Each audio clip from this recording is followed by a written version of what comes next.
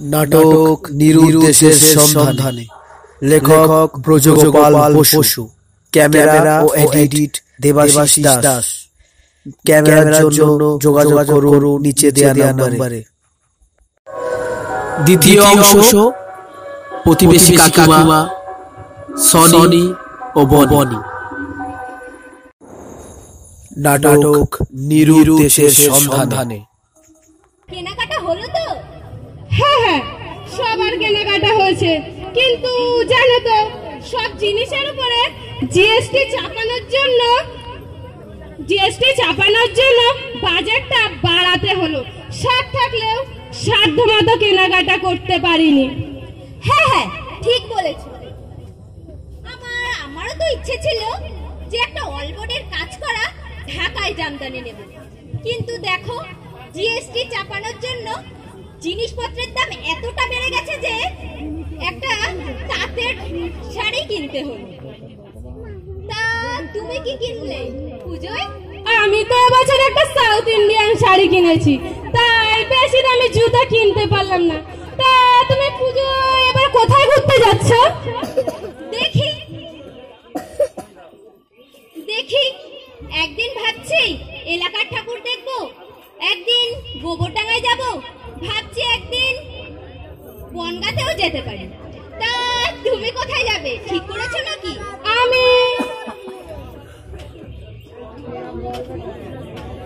আমি তো প্রতিবার কলকাতায় যাই, কিন্তু জানো তো কলকাতায় কেমন ভিড়, এই জন্য ভাবছি এবার এলাকারই ঠাকুর দেখবো। আর আমাদের ক্লাবের মাঠে, নবরণ সংঘ ক্লাবের মাঠে প্রতিদিন সন্ধ্যাবেলা কিছু না কিছু অনুষ্ঠান আছে, ভাবছি ওখানেই থাকবো। ও তাই নাকি? ইস, ভাগ্যিস তোমার সাথে আমার দেখা হলো তাই আজ, নালে তো আমি জানতেই পারতাম না। তা ওখানে কি কি অনুষ্ঠান হচ্ছে? এই যেমন একদিন আছে নাটক, একদিন আছে নাচ প্রতিযোগিতায় তো আমি অংশগ্রহণ করব। তুমি করবে তো? হ্যাঁ হ্যাঁ, কেন করব না। তাহলে তুমি গেলে আমার নামটা কিন্তু অবশ্যই করে দিও, তাহলে আমিও প্রতিযোগিতায় অংশগ্রহণ করতে পারবো। হ্যাঁ হ্যাঁ, ঠিক আছে ঠিক আছে।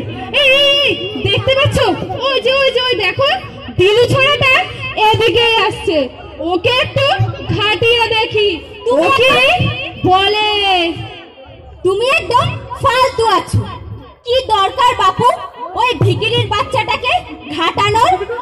ওই ভিখিরির বাচ্চাটাকে দেখলেই আমার রুচি বোধ হয় না, ওর সাথে কথা বলতেই আমার গাটা যেন কেমন গিন গিন করে ওঠে।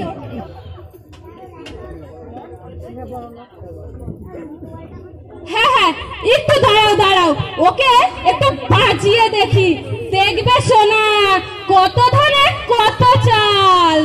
দেখবে একটা উত্তর দিতে পারবে না, মুখটা একেবারে চুল হয়ে যাবে। ওই দেখো ওই প্রায় এসে পড়েছে, কিন্তু নাও এবার শুরু করো। হ্যাঁ হ্যাঁ হ্যাঁ, এই ছোড়া, এই শোন, এদিকে কোথায় চলে? কেন কাকিমা, আমাকে ডাকছেন? স্কুল থেকে ফিরছি, দেখছেন না পিঠে বইয়ের ব্যাগ।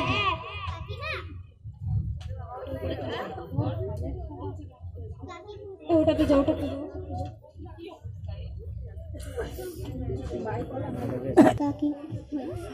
কাকিমা, ওকে এভাবে অবহেলার চালে ডাকছেন কেন? ওর তো একটা নাম আছে তাই না? নাম ধরে ডাকলে শুনতে ভালো লাগে তাই না? এই সামান্য দুধের বাচ্চাটা কেমন ভাবে জ্ঞান দিচ্ছে দেখেছো? 2 দিন স্কুলে গিয়ে খুব পণ্ডিত হয়ে গেছিস নাকি? আমাদের ছেলে মেয়ে হলে উচিত শিক্ষা দিতাম, আমাদের ওরকম 2-4টে স্কুল পাশ করা আছে। যা জ্ঞান দিস না। দেখুন, জ্ঞান দেওয়ার ইচ্ছা আমার নেই।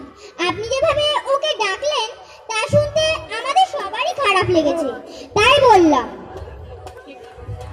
ওকে আবার কি বলবে রে? ওর বাবাটা তো নিরুদ্দেশ হয়েছে ওর মায়ের জন্য। এত কষ্টে সংসার চালাতে হবে জানলে ওর মা কি ওর বাবাকে নিরুদ্দেশ করত? এখন মজাটা বুঝতে পারছে কেমন লাগে। কত ধানের কটা চাল।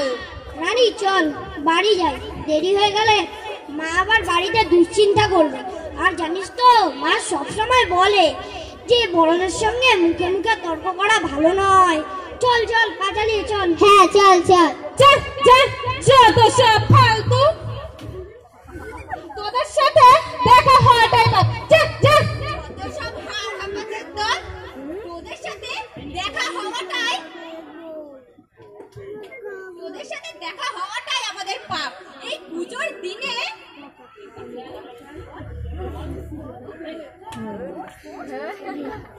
দিনু চল বাড়ি গিয়ে টিফিন করব, টিফিন করার পরে না একটু খেলা করব।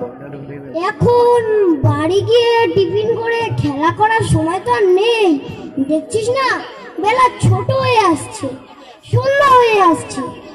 এখন বাড়ি গিয়ে আবার আমাকে হোম টাস্ক করতে হবে, আবার রাত্রেবেলায় পড়ানোর দাদা আসবে, যে পড়া দিতে হবে না। চল চল পা চালিয়ে চল চল। হ্যাঁ চল চল। হ্যাঁ হ্যাঁ যা যত সব হার আমাদের ফালতু ছোড়া, আমাদের জন্য বাড়িতে কোনো কাজই নেই। মনটাই পুরো নষ্ট করে দিল, এই পুজোর দিনটা পুরো মাটি হয়ে গেল। যত সব হার আমাদের, চলো তো চলো তো বাড়িতে অনেক কাজ আছে, কাজ নেই যা হয়, পুরো সারা দিনটা মাটি। চল চল